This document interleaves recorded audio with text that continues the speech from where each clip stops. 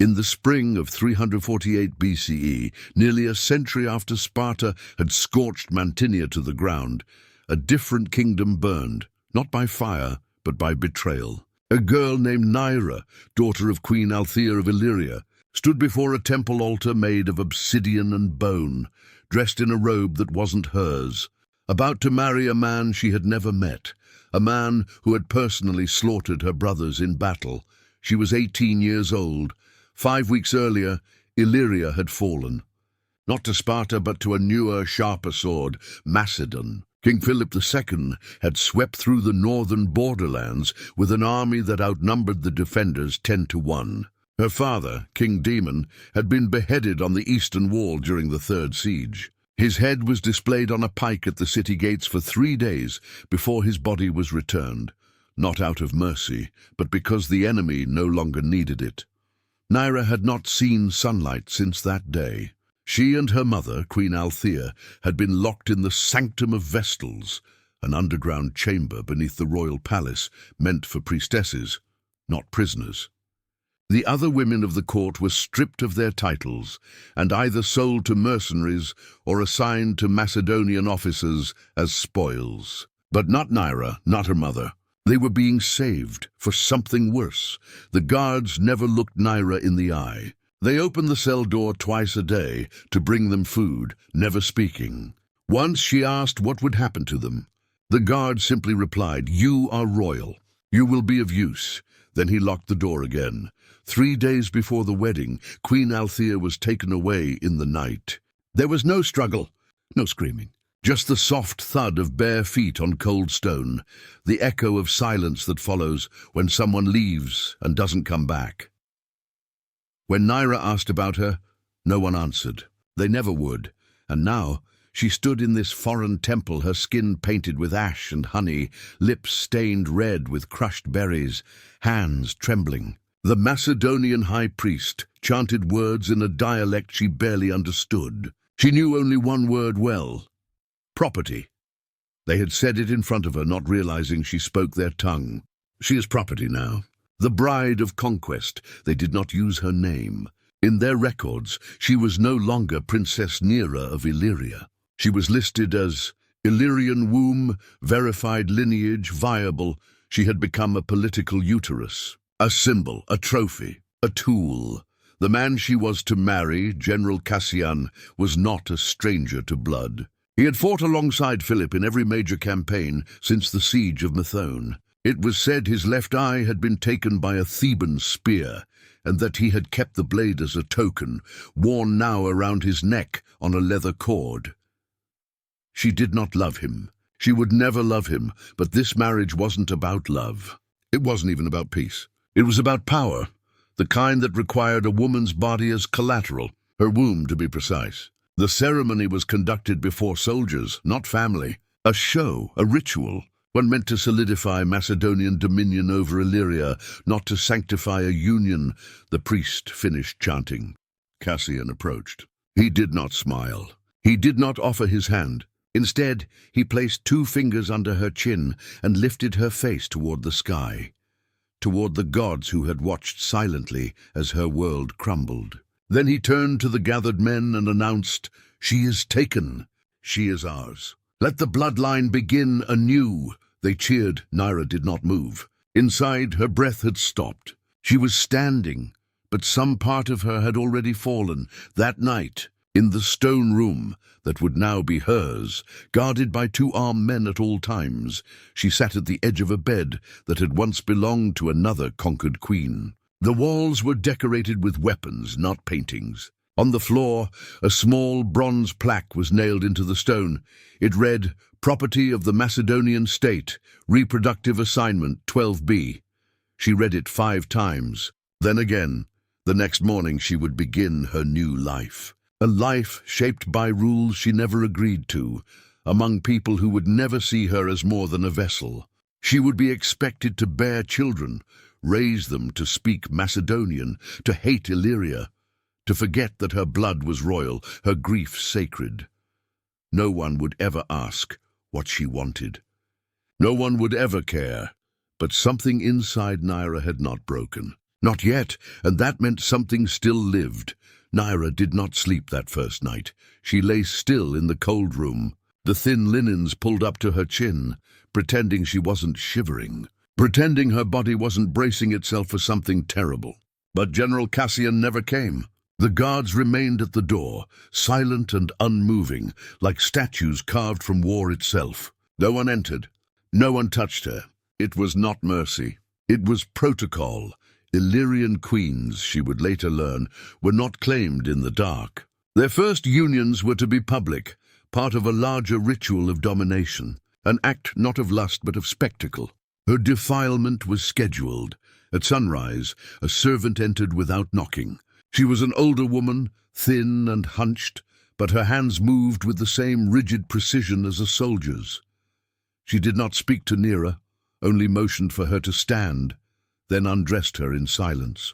She bathed her in water scented with myrrh and vinegar, scrubbed every inch of her skin until it stung, then dressed her in another ceremonial robe, this one red, lined with gold stitching and embroidered with snakes, the symbol of Macedon. Nyra's voice, quiet for days, finally broke. "Where is my mother?" The woman paused. Her eyes flicked up for the briefest moment. Gone. Nothing more. They led her into the central hall of the fortress that had once been her family's summer palace. Now it had become a Macedonian command post. Soldiers lined the walls. A raised dais had been constructed from marble slabs taken from the temple of her ancestors. Her family's gods, desecrated, ground into stone, beneath her enemies' boots. At the center stood Cassian, dressed not in armor, but in ceremonial robes dyed deep black, the color of conquest. The priest beside him held a scroll. A second priest, younger and sharper-eyed, held a dagger. Nyra's stomach twisted. This wasn't a wedding. It was a performance, a reenactment, a political play meant to show the defeated what victory truly meant. It was policy. It was punishment. The scroll was read aloud, her lineage recited like a livestock pedigree. Daughter of Althea, granddaughter of Queen Lysara, verified bloodline tracing to House Olenin, virgin unspoiled. No known illness. Confirmed ovulation cycle by temple physician 3 days past. She flushed. They had checked. Of course they had. The priest turned to Cassian. "Do you accept this vessel of union, by authority of the Macedonian crown, to serve as carrier of legacy and oath-keeper of peace?" He nodded once. "I do." Then the priest turned to Nyra. "Do you by royal defeat submit to this union in service of the new sovereign?" She did not answer. A silence fell. Every eye was on her. Even the guards leaned slightly forward. The priest's voice sharpened. "You will answer." The rite requires consent, and that was the cruelest part. The illusion of consent. The game of performance. They did not want her agreement. They wanted her surrender. Nyra looked around. No Illyrian faces. No friends, no mother. Not even a servant she knew. "Just foreign steel and foreign tongues, I submit," she said, not loudly, not clearly, but enough. It was all they needed. The priest nodded. The second priest approached with the dagger, and without warning, sliced a shallow line across her palm. Then Cassian did the same. Their blood was mixed in a silver bowl and poured over an altar flame that hissed as it swallowed the offering. The ceremony was complete. She was his now. Not as wife, not truly, but as acquisition. Later that evening, when she was returned to her room, the same servant from before came again. This time, the woman looked at her. Really looked. "There are others," she whispered suddenly. "Like you. From Thrace.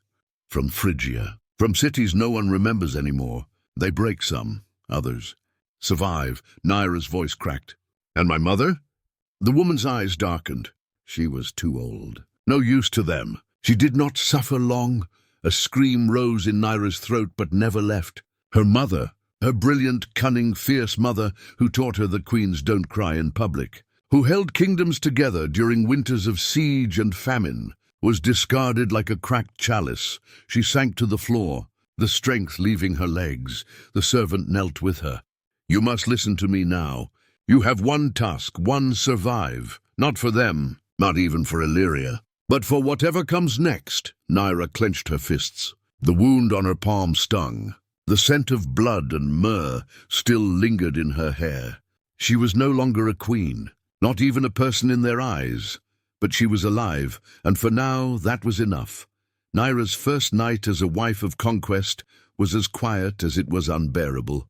Cassian did not come to her. Not yet. Macedonian custom forbade consummation on the day of the ritual. They claimed it was to allow the woman time to accept her fate, as if time could prepare the soul for something it never agreed to. In truth, it was just another form of control.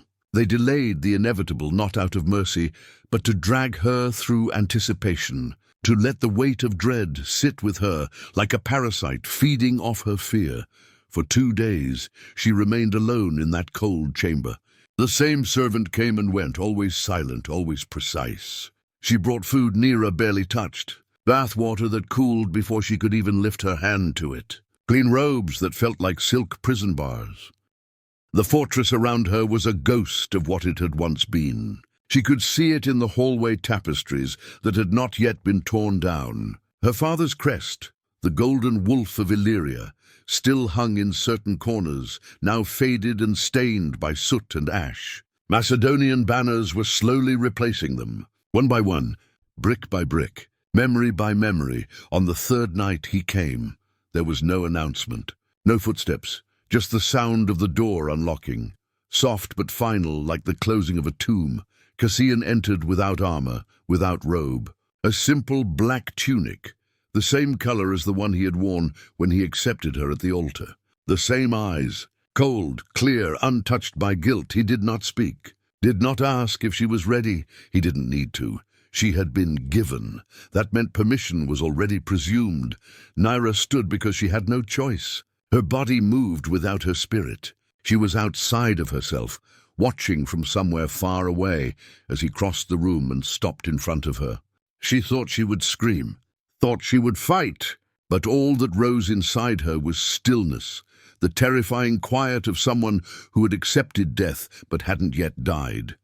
He reached for her, slowly, carefully, but even kindness, in that moment, felt like cruelty. She did not cry. She would not give him that.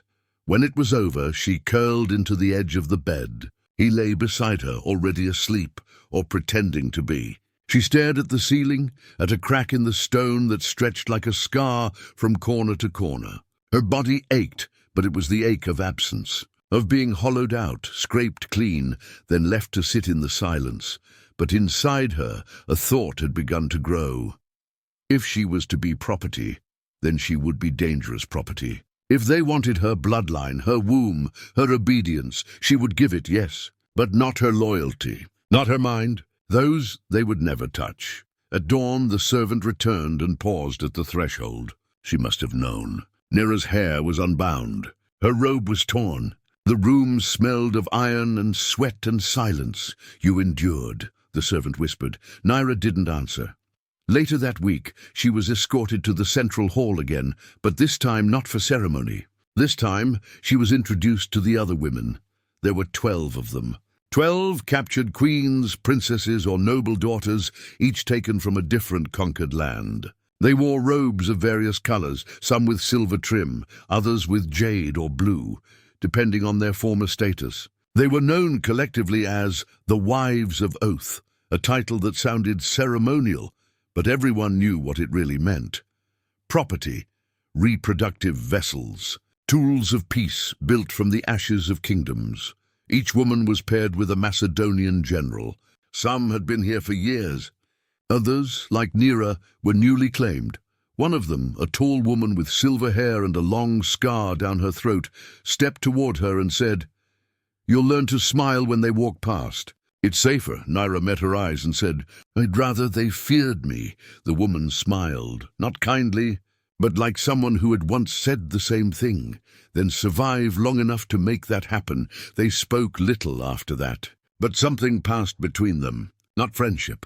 Something older, darker, a pact that didn't need words. In the months that followed, Nyra performed her duties as expected. She smiled at ceremonies, sat silently beside Cassian during war councils, attended temple rites where her name was no longer spoken. She was pregnant by autumn, The priest announced it in the square like a military triumph. The Illyrian bride bears Macedonian fruit. The union is blessed. There were cheers, banners, offerings to the gods. Nyra did not flinch. They were celebrating what they had done to her. Her child growing in the ashes of a kingdom. But she had made a decision. The child would survive. That much was certain, but it would not grow up like they expected. It would know the truth. It would know who its mother was. And one day, it would know what was taken from her. Winter came early that year.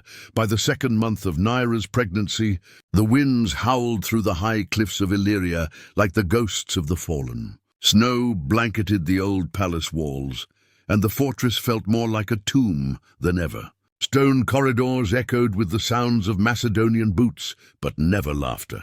Not anymore. Even conquest grows quiet once the initial blood is spilled. Nyra had grown pale, her face thinner, eyes sharper, not from illness but awareness.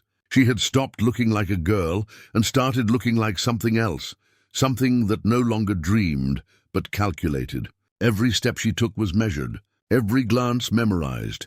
She spent her days in the library, where she had once studied philosophy and trade with her tutors. Now it was just her and 2 guards posted at the door, watching her read Illyrian scrolls they couldn't understand. It was the only place she was allowed some privacy, and she knew why they let her go there. They thought she was broken, that she'd given up, that books were safer than blades. They were wrong. What Nyra read was not poetry or myth. It was law, history, military records, treaties signed and broken. She began charting the political lineage of Macedon, studying their habits of conquest, learning which generals were old, which had no heirs, which sons of Philip were hungry for power. She read about prior marriage pacts, how other conquered queens had vanished after childbirth, how their children were raised without ever knowing them. She would not vanish. In the evenings, she was paraded before foreign dignitaries. They touched her belly like it belonged to them. A strong child, they'd say. It will carry Cassian's blood. A fine air. Nyra smiled when required, spoke little. Memorized faces. At night, Cassian would join her in bed. He had begun treating her like a prize, something won, something tamed. He told her of battles, of campaigns soon to begin. He even began asking her questions. He mistook her silence for admiration, mistook her stillness for loyalty. She nodded when he talked, agreed when he asked for counsel, but inside her, the furnace burned hotter every day. On the first snowfall of the year, she was summoned to the temple of the Oathbound, where the other 12 wives were gathered. The head priestess, a Macedonian woman born to nobility, oversaw the gathering. They called it a sisterhood ceremony. It was nothing more than indoctrination. Each woman was required to recite a vow.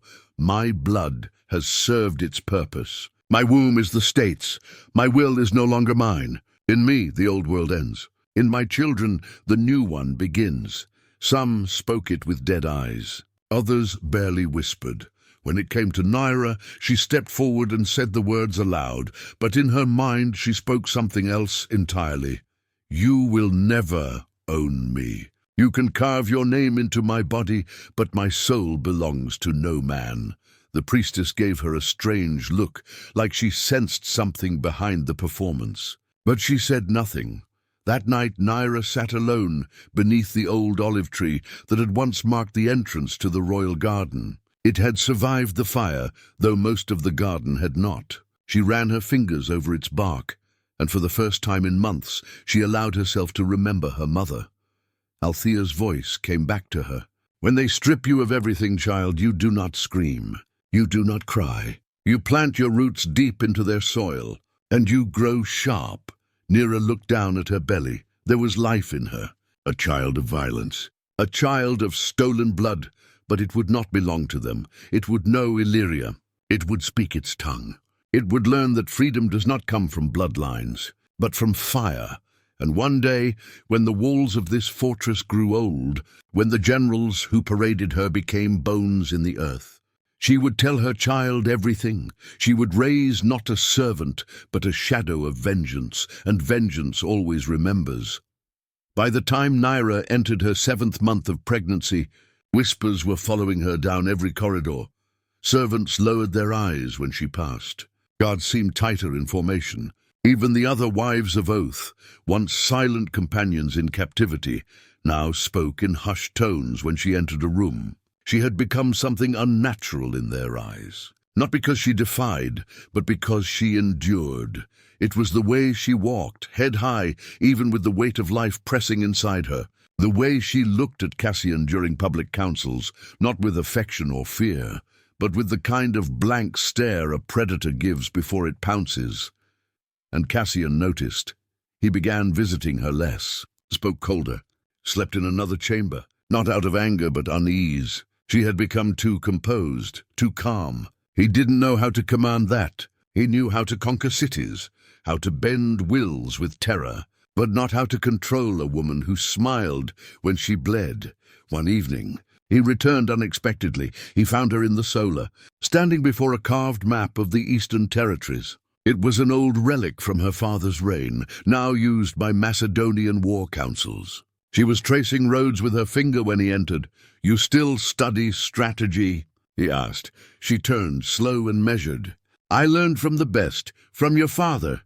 "No," she said. "From watching yours." That made him pause. There was an edge in her voice he couldn't name. Not defiance exactly, but something more dangerous, clarity. He approached her. "You speak as if you still have a kingdom." She looked at him, that same blank, steady expression. "Some things can't be burned." He stepped closer. "You should remember who gave you this life." She did not flinch. "And you should remember who carries yours." That stopped him. For a moment neither spoke.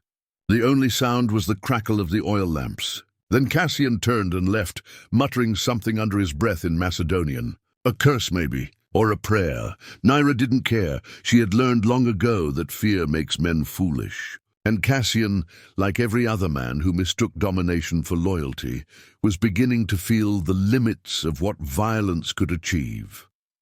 The next day, she received a visitor. Not a guard, not a priestess, her cousin, Leontis. She hadn't seen him since before the siege.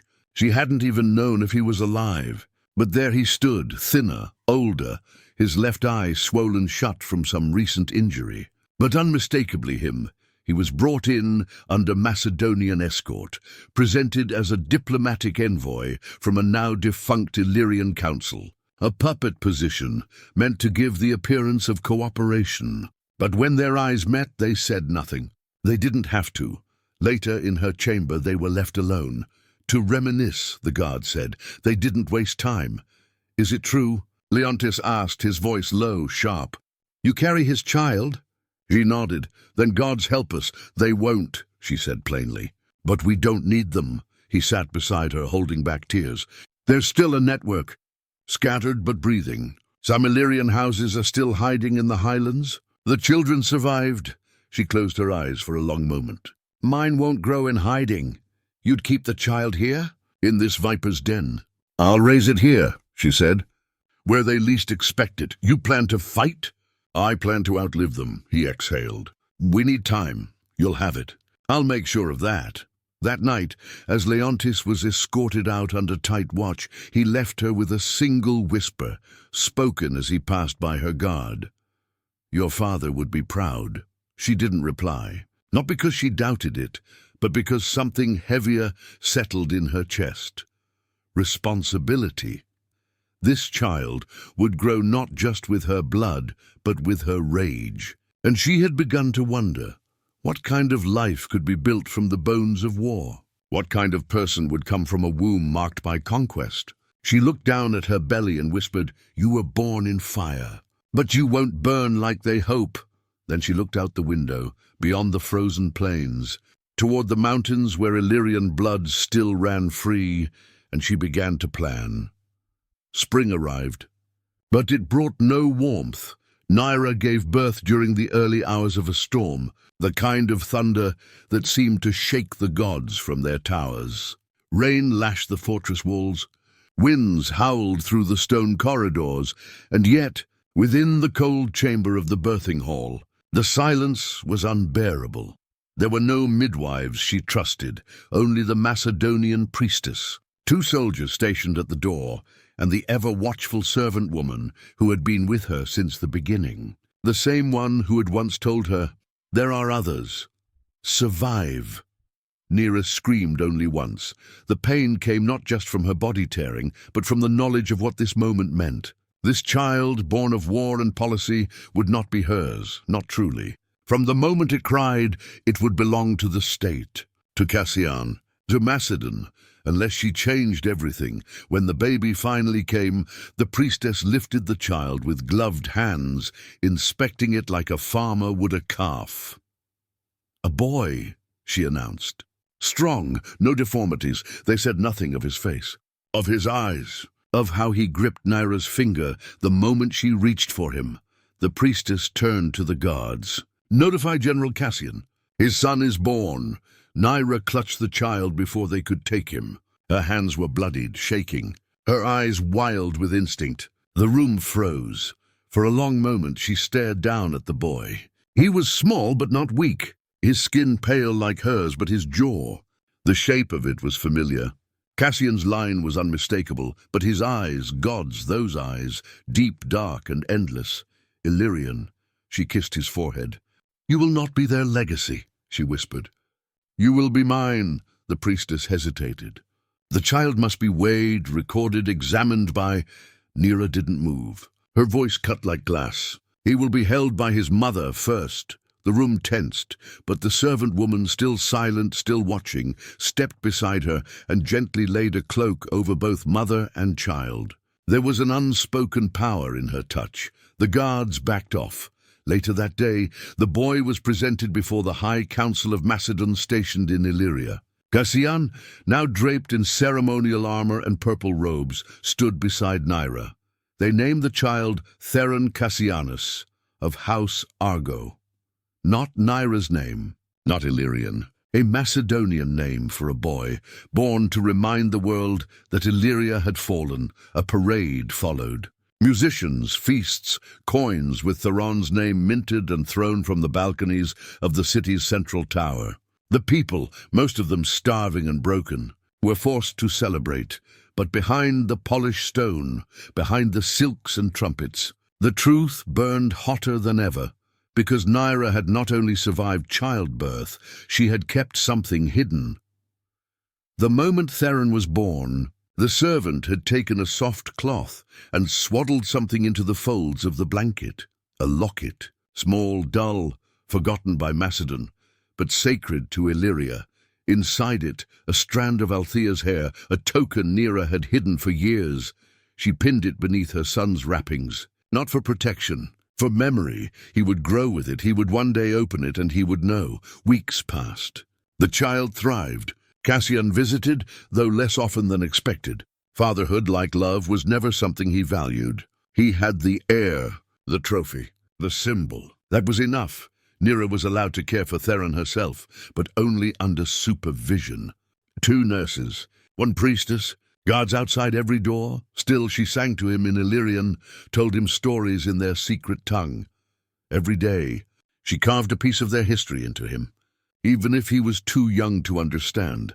But time would catch up, it always did. Then one night a letter arrived, delivered by the same servant, now more loyal to Nyra than anyone else in the fortress. It was sealed in wax, stamped with a wolf sigil, a forgotten emblem. She broke it open and read, "Illyria lives. We await your command. When the boy walks, so will we." Her hands trembled, not from fear, from hope, real, dangerous hope. Nyra looked at her son, sleeping in her arms, tiny fists curled like he was already ready to fight. She whispered in his ear, "Not yet, my love, but soon you will walk. And when you do—" She looked out the window toward the mountains where her blood still called. "The world will tremble." Time passed, as it always does when watched too closely. By his 2nd year, Theron was walking, speaking, remembering. He had his father's build, broad-shouldered, tall for his age, but his mother's fire. The kind of fire that doesn't burn loudly, but simmers beneath the skin, waiting for the wind to rise. Nyra taught him in whispers. She sang lullabies only Illyrians would know. fed him honey with crushed bay leaves, an old ritual for memory. Every night she showed him the locket, opened it before his eyes, let him smell the faint scent of lavender still clinging to the strand of Althea's hair. "This is where you come from," she would say, "not just from war. From roots." The court, of course, believed otherwise. The priestesses called him the son of empire. The generals praised his birth as the symbol of total submission. Cassian paraded him in the square once a month, made speeches about unity through blood. Nyra stood beside him, dressed in the silks of a Macedonian wife, smiling that perfect, empty smile she had perfected over 3 long years. But inside, she was building something, a plan. It started with the servants. A look here, a nod there, simple questions that seemed innocent enough. Who brings water from the western well? What route do the food merchants take into the fortress? Which gates change shifts at twilight? Then came the maps, hidden in the hollow spine of an Illyrian hymn book, passed to her by Leontis during a staged diplomatic visit.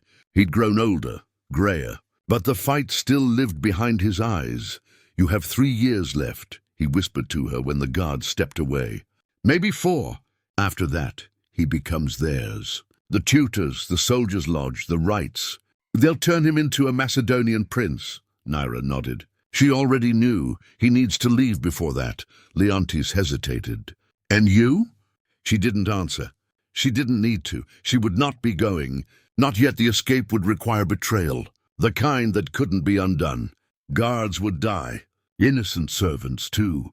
But there was no clean rebellion, no silent revolution. She would not weep for them. And then the final piece fell into place. One of the guards, Thomas, a Macedonian soldier barely older than 20, had always looked at her differently, not with lust, not pity, but shame. It was the way his eyes dropped whenever Theron said mother in Illyrian, the way he winced at Cassian's boasts. Nyra had studied men long enough to know what guilt looked like. She approached him one morning, not with seduction, not with threat, just a question. "Do you remember what your mother's face looked like when she realized she was no longer free?" Thomas flinched. That night he left her chamber door unlocked. A test. She passed it, didn't run, didn't speak. She waited. 3 weeks later, Thomas brought her a key. A forged token that would open the outer gate, just once, just long enough. "The night of the Feast of Gods," he whispered. "Everyone will be drunk." The guards distracted. "Be quick!" Nyra placed her hand on his cheek, not with affection, with finality. "If you are caught, say nothing. No one must trace this back to the boy." He nodded. He already understood what his fate would be, and so it was set. The date, the time, the route. Nyra kissed her son longer that night, held him tighter. Thomas arranged a horse. Leontis arranged riders in the mountain pass. The old servant, the one who had stood by her through everything, prepared food, clothes, a pouch of silver. On the night of the feast, the fortress bloomed with celebration. Wine flowed like rivers. Soldiers danced in the courtyards. Cassian was already drunk by sunset, boasting of a second son he planned to claim from another conquered wife. Nyra dressed plainly. No silks, no jewels, just the brown cloak of a handmaiden and the fire in her heart. She held Theron's hand as they walked down the corridor, past drunk soldiers too lost in drink to notice. At the outer gate, Thomas was waiting. He didn't speak, just turned the key. The gate creaked open, slow, reluctant, like even the fortress itself was unsure it wanted to let her go. She stepped out into the cold night and didn't look back. But just before they vanished into the trees, Theron tugged at her cloak. "Will I see father again?" he asked, his voice small. Nyra knelt beside him, brushing his hair back. "You will see many things," she said, "but never again will you see a man who thinks you belong to him." Then she stood and disappeared into the forest, a queen no longer, a fugitive not yet, just a mother, carrying a future. The mountain pass was cold enough to crack bone. Nyra held Theron close beneath the heavy cloak, the wind tearing at her skin like claws. Behind her, the fortress was long gone, just another shadow swallowed by distance. Ahead, the path narrowed into stone and mist. a jagged trail carved by ancient footsteps, rarely used except by smugglers and the desperate. She was both.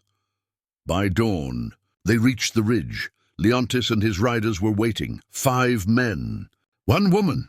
All Illyrian. Scarred, thin, hungry-eyed. Warriors without a homeland. Rebels who had lived in the wild for years, waiting for a signal that never came. Until now. Leontis looked at her, then at the boy bundled in her arms. "Does he know?" he asked. "Not yet," Nyra whispered. Theron was asleep, his small face pressed against her collarbone. Still too young to understand what had been taken from him. Too innocent to know he was already a symbol of everything Macedon feared most. "Then we ride east," Leontis said. "There's a temple ruin in the forest of Maria, old Illyrian ground, safe, for now." They rode in silence, each hoofbeat echoing like memory. They reached the ruins by nightfall. Ivy-covered columns, broken statues, the shattered gods of a kingdom the world had already begun to forget. But not her, never her. She took Theron into the inner sanctum, once a place of prophecy, laid him on a bed of dried moss. And as he slept, she finally allowed herself to break, not with screams, not with rage, just a single tear, hot and slow, carving a line down her cheek. She was free. But freedom was not peace. Freedom was responsibility, the kind that carved into your soul and never let go. Over the next weeks, the temple became a camp. Other Illyrians arrived, drawn by the rumor of her escape, by the story of a queen who had walked out of Macedon's iron grip with a child in her arms and fire in her eyes. They called her Mother Flame now, not as a title of motherhood, but of something older, elemental, the woman who carried the last spark of a dying nation, but she never claimed leadership. Instead, she taught. She taught the children Illyrian songs, trained women to read battle maps, to gather intelligence, trained men to listen, not command. She raised Theron with both hands, one gentle, one sharp. He learned to ride by the time he was 5, to shoot by 7, to speak Macedonian without an accent, and Illyrian with pride. By 10, he could recite every law of the Old Kingdom. By 12, he asked her why no one ever called him prince, and she answered, "Because you are not born to rule. You are born to remind them they failed to destroy us." She knew one day he would return, not as a boy, but as a weapon, not for vengeance, but for truth. And Macedon, bloated with arrogance, would never see it coming. The day Cassian died, word reached her through a trader poison. Internal betrayal. No heir at his side, Nyra said nothing, made no toast, shed no tear. She simply walked to the edge of the ridge, looked down at the valley below and smiled, because she knew they had underestimated what it meant to take a queen and try to turn her into property. They had thought she would break. They had thought her son would forget. They had made one fatal mistake, thinking conquest ended with war. It didn't. Conquest ends when memory dies, and she, Nyra of Illyria, had raised memory into flesh. Theron would become the story they couldn't kill.